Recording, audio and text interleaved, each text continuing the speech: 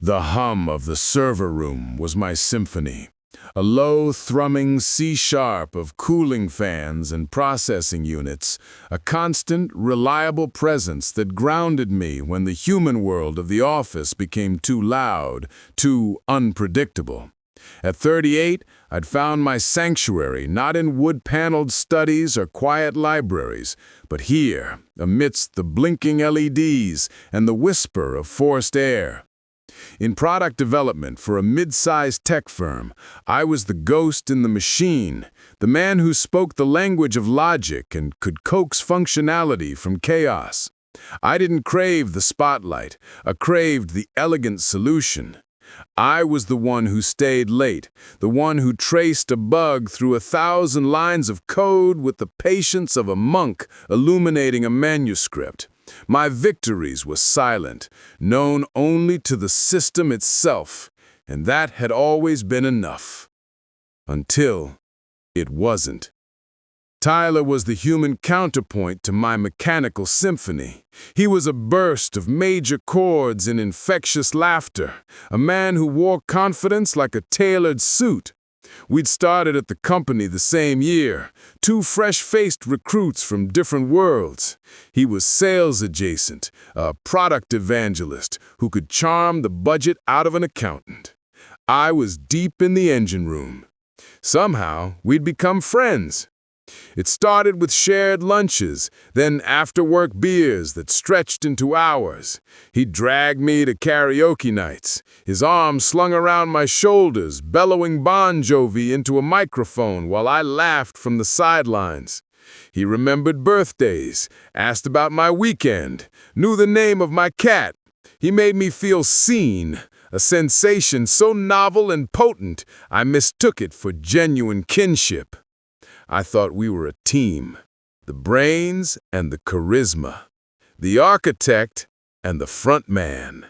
It felt like a perfect, symbiotic partnership. "You're a genius, man," he'd say, clinking his pint glass against mine. "A goddamn artist.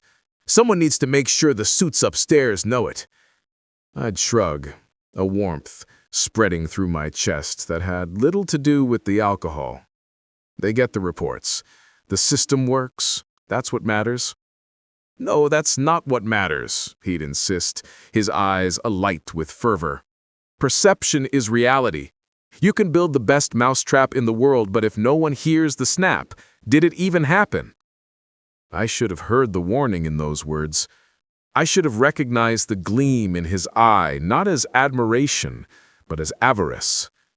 But I was lonely, and he was fun. And his belief in me was a drug I hadn't known I was addicted to. Then came Project Chimera. It began as a spark in the back of my mind, a way to streamline our most cumbersome, legacy-riddled supply chain automation. For 6 months, it was my secret obsession. While others clocked out at 5, I stayed, the whiteboard in my office becoming a tangled map of algorithms and workflow logic. It was more than code. It was a new nervous system for the company, a way to cut operational fat, to predict bottlenecks, to save a fortune in man-hours and costly errors. It was my masterpiece. And, like a fool, I shared it with Tyler. "This is incredible," he whispered one evening, standing in my office, his gaze tracing the lines on the whiteboard as if they were holy scripture. This is legacy stuff. This gets you a directorship." "It just needs to work," I said, but my heart swelled with pride. "Let me help," he said, turning to me, his expression utterly sincere. "I can run the UAT, handle the test cases, be the devil's advocate. We should present it together. Partners. We'll blow them away." The word partners echoed in the quiet room. It sounded so solid, so fair. It felt like the culmination of our friendship, a professional handshake that sealed our bond. I saw us standing side by side in the boardroom, him with his easy charm, me with my deep knowledge. It was the perfect combination. Partners, I agreed. And the deal was struck. The 2 weeks leading up to the presentation to the directorate were a blur of final testing and slide deck polishing. Tyler was there, a constant, energizing presence. He brought coffee, ordered pizza, and offered suggestions on the presentation's narrative flow.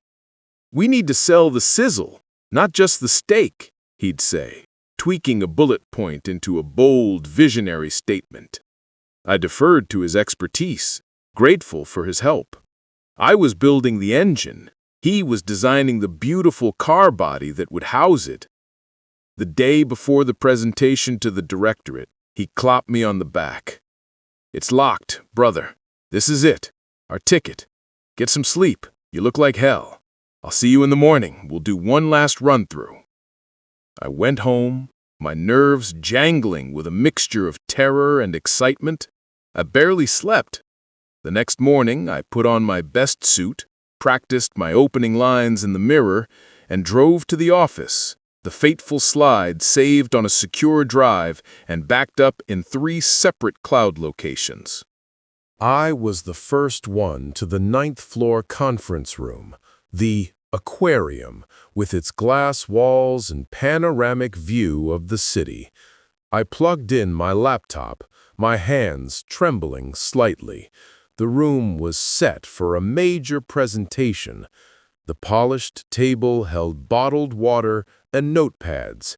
The large digital screen was dark, waiting for my masterpiece to illuminate it. Then Tyler walked in. But he wasn't carrying a coffee, looking harried. He was calm, collected, and he wasn't alone. Robert, the division director, was with him, laughing at something Tyler had just said.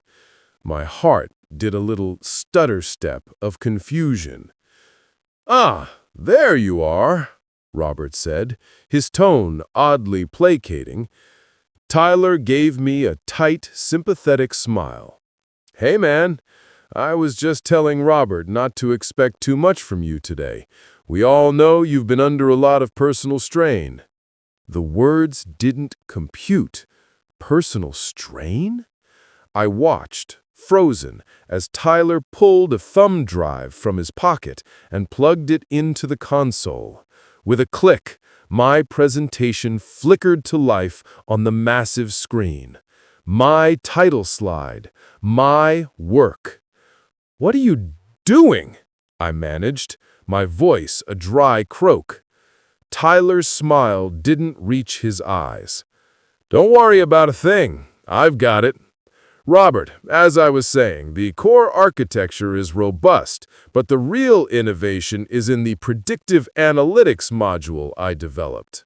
The world narrowed to a pinprick. The hum of the projector replaced the hum of the servers. I stood there, a ghost in my own story, as my best friend systematically presented my 6 months of sweat and genius as his own.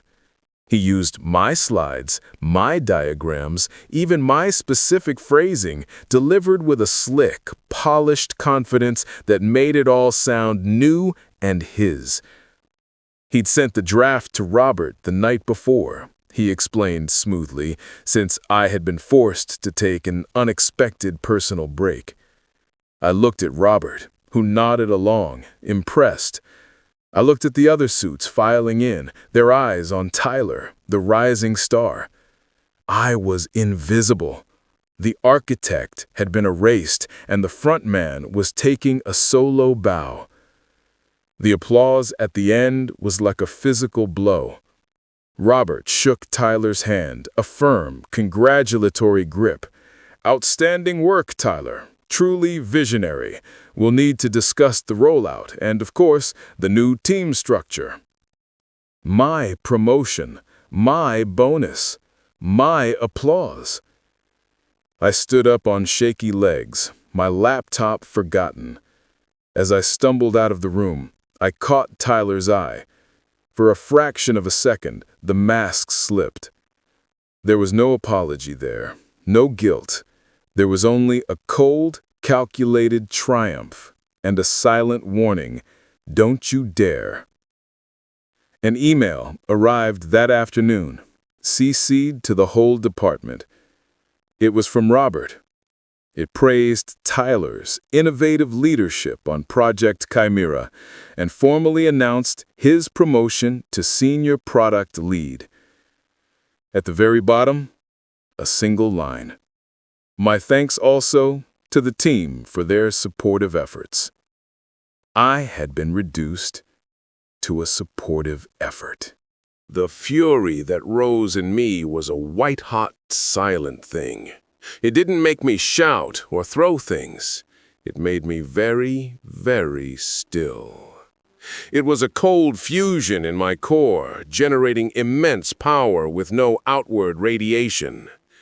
That night, the team went to the usual bar to celebrate. Tyler, the magnanimous new leader, bought a round of shots. He found me in the corner, a glass of whiskey sitting untouched on the table before me. Hey, listen, man, he said, his voice low and conspiratorial. I know how this looks, but it was the only way. Robert would never have greenlit something this big from our level. He trusts me. This way, the project gets built. It's better for everyone. You'll see. I'll look after you. He clinked his glass against mine. The sound was the crack of a rifle shot, the starter pistol for a race I hadn't known I was running. I looked at his face, at the earnest lie in his eyes, and I made a decision. I would not shout. I would not sabotage him in a messy, emotional outburst that would get me fired and him painted as the victim. Revenge, I realized, is the most complex code you will ever write. It requires patience, precision, and an absolute understanding of the system. You don't attack the output, you poison the input. You don't break the machine, you introduce a flaw so subtle, so deeply embedded that the machine breaks itself. And you make sure you are the only one who holds the root password. I smiled. It felt foreign on my face, a strange and unused muscle. Congratulations, Tyler. You earned it. And I took a sip of the bitter whiskey, letting the promise of a much more satisfying vintage settle on my tongue. The weeks that followed were a masterclass in psychological endurance. I became an actor in a play where I was the only audience member. I attended Tyler's kickoff meetings for Project Chimera, now his official baby. I listened as he regurgitated my own ideas, my own solutions, often slightly misremembered or clumsily implemented. I watched him preen under the spotlight, his confidence blooming like a poisonous flower in the fertile soil of my stolen labor. My colleagues offered me sympathetic looks in the break room. "Rough deal, man," they'd mutter. "You did most of the heavy lifting on that." I'd just shrug, feigning a maturity I didn't feel. It's a team effort. Just want to see it succeed.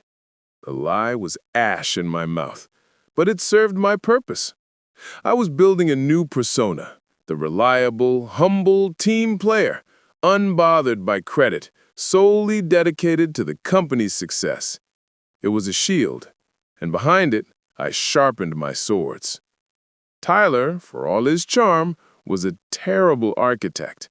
He understood the what of Chimera, but not the why. He could describe its features, but was clueless about its foundational logic. The first cracks appeared within a month. A cascading failure in the logistics module, a memory leak that slowly choked a secondary server. My phone would ring. "Hey, buddy!" Tyler's voice would be strained, the bonhomie brittle. "Got a minute? The Chimera thing is acting up again. You know it better than anyone." "Of course I know it better than anyone," I'd scream internally. "I built it from nothing." Out loud, I was all helpful efficiency. "Sure thing, on my way." I'd go to his new, larger office and sit beside him, the scent of his expensive cologne a cloying reminder of his victory. I'd look at the error logs, at the lines of code he'd tried and failed to modify, and I would help.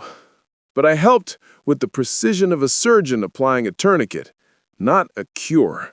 I'd traced the problem to its source, a problem I could have fixed in minutes, and I would provide a patch, a temporary, clunky workaround that stabilized the system for a few days but never addressed the underlying fragility. I'd leave him with a slap on the back. That should hold it for now. You might want to look at the core dependency chain when you have time. It's a bit tangled. He never had the time. He was too busy managing up, attending leadership seminars, and enjoying the trappings of his new position. He was running on the fuel of my initial work, and the tank was running dry. Every call for help was another piece of my evidence, meticulously documented. I started a private log, encrypted and stored off-network. Every bug, every patch, every panicked call from Tyler was recorded with a timestamp and a screenshot. I archived every email where he'd asked for my input, and every instance where I had provided a solution that he later presented as his own breakthrough in a status report. I didn't just have the original code. I had a damning timeline of his incompetence and his reliance on the very man he'd betrayed. The emotional toll was a constant low-grade infection. The betrayal festered. I'd see him laughing with a group of new hires by the coffee machine, and a cold knot would tighten in my stomach. I'd hear his name praised in a department-wide meeting, and my fingers would curl into fists under the table. The friendship had been a lie, a long con to get access to my work. The realization was a bone-deep chill that never fully left me. I stopped going to the bar after work. I stopped socializing entirely. The hum of the server room became my only comfort, a world of pure logic, where a 1 always followed a 0, and cause and effect were never divorced. My life became a binary existence. The public facade of the diligent technician and the private reality of the patient, plotting architect of ruin. A year passed. The temporary patches on Chimera were now holding together a system that looked robust on the surface, but was, in reality, a house of cards. The stress was starting to show on Tyler. The easy charm was replaced by a sharp, brittle irritability. He'd gained weight, and dark circles were a permanent feature under his eyes. The promotion wasn't the dream he'd thought it would be. It was a nightmare of constant pressure, and he was in over his head. He called me into his office one Tuesday afternoon. The room was a mess, a physical manifestation of his mental state. "We need to talk about the Q3 data push," he said, rubbing his temples. "The system can't handle the projected load. The throughput is garbage. I don't understand it. It worked in the simulations." "Your simulations were simplistic and flawed. You didn't account for the exponential growth in data relationships because you never understood the foundational algorithm." "I see what I can do," I said, my voice a placid lake. "Maybe I can optimize a few of the queries. Buy us some headroom." I left him there sweating over his spreadsheets. I didn't optimize a thing. Instead, I ran a series of stress tests I had designed months ago, tests that pushed the system to its absolute theoretical limits, highlighting every single weakness I had carefully engineered and preserved. I saved the results. They were catastrophic, and I filed them away with the rest of my growing arsenal. The stage was set. The flawed machine was under the control of a man who didn't understand its flaws, pushing it toward a task it was guaranteed to fail. All it needed was the right push, the right set of circumstances. I didn't have to cause the crash. I just had to ensure I was the one who had documented every reason why it was inevitable and why the man at the helm was solely to blame. The tension in the office was now a palpable thing, a static charge in the air before a storm. People walked quickly past Tyler's office, avoiding his unpredictable moods. The whispers about Chimera's instability grew louder. And through it all, I remained the calm, competent center, the go-to guy, the one who never caused trouble, never sought glory, and could always, always be relied upon to help. I was the rock in the river, and Tyler was the raging current, destined to smash himself to pieces against my implacable patience. The symphony was reaching its crescendo, and I was ready to conduct the final, devastating movement. The crash, when it came, was not a bang, but a silence. It was a Thursday morning. I was at my desk, reviewing a completely unrelated project file, when I noticed it. The live data feed from the main operations dashboard, which usually posts with a steady stream of information, had flatlined. The number was 0.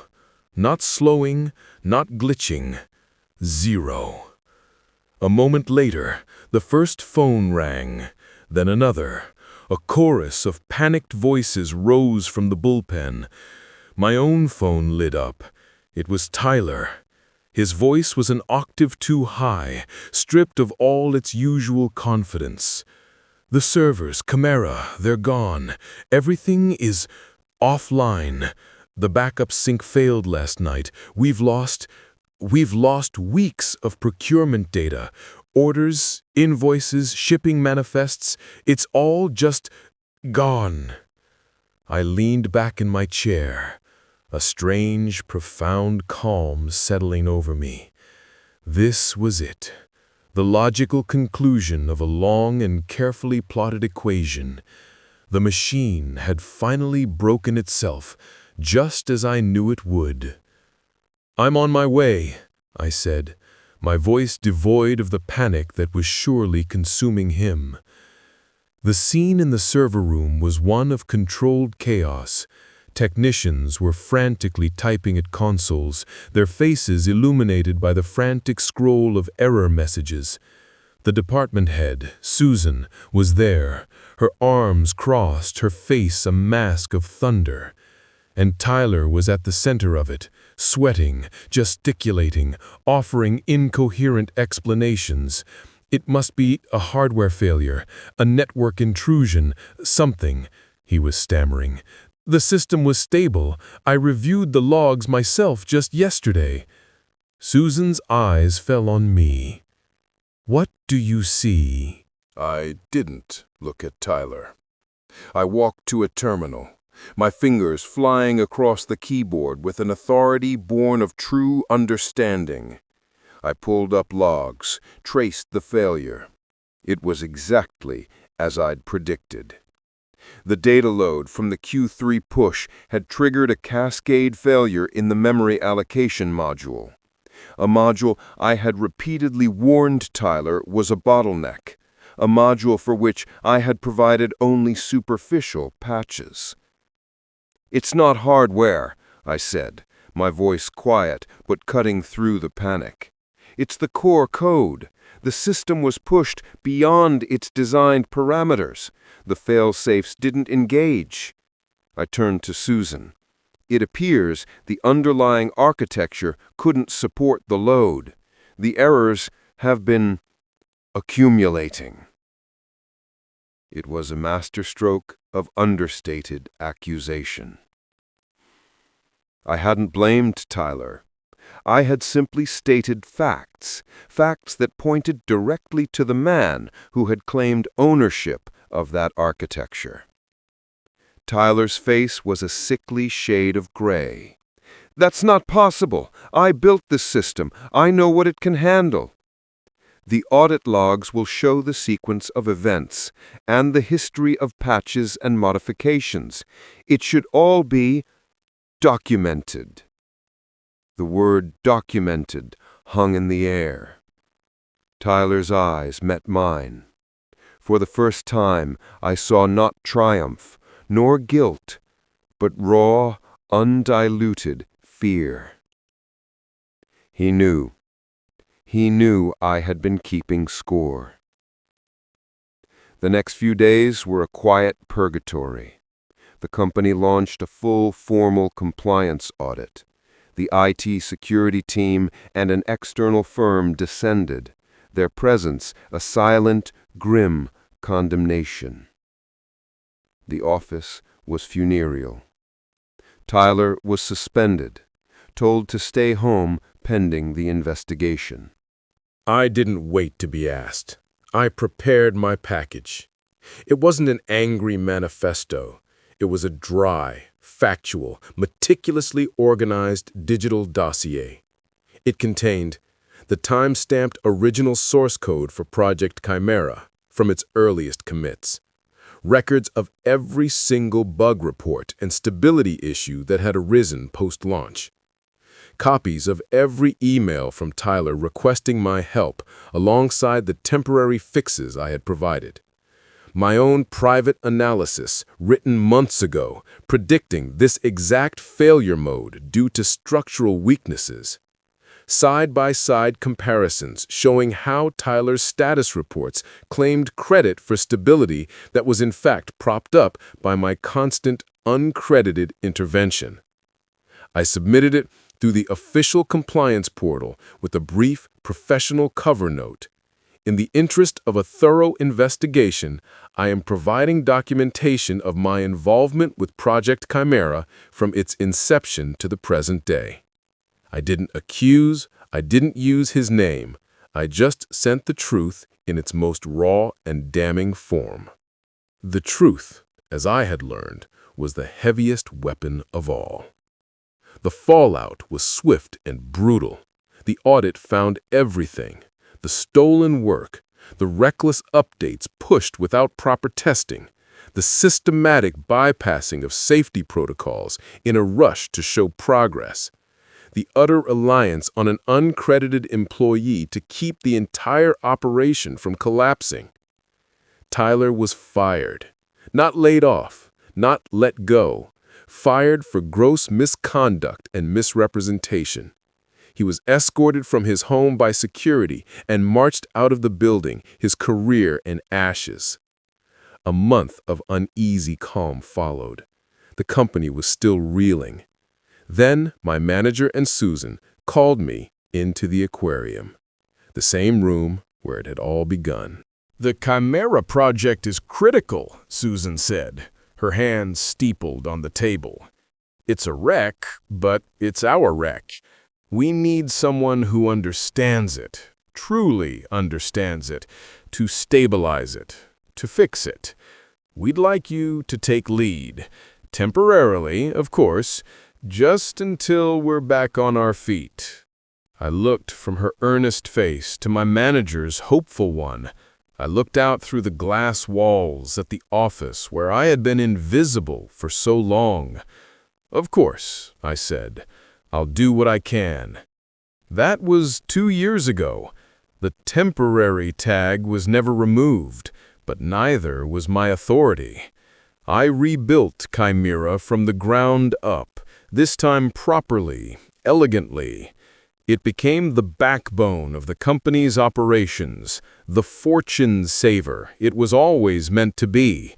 My name was on the reports. My leadership was acknowledged. I had my promotion, my bonus, my respect. It had come not through theft, but through the patient, inexorable force of competence. He tried to contact me once, about 6 months after his termination, a late-night call, his voice slurred with anger and alcohol. You set me up, you sabotaged me, you ruined my life." I held the phone, listening to the wreckage of the man I'd once called a friend. There was no satisfaction in it, only a cold, clean emptiness. The fury had long since burned out, leaving behind the crystalline certainty of justice. "No," I said, my voice quiet and final. "I didn't ruin your life, Tyler. You just ran out of mine." I hung up. I blocked the number and never heard from him again. Now, when new bright-eyed hires ask me for advice, about how to navigate the politics, how to handle ambition, how to deal with competition. I tell them a version of this story.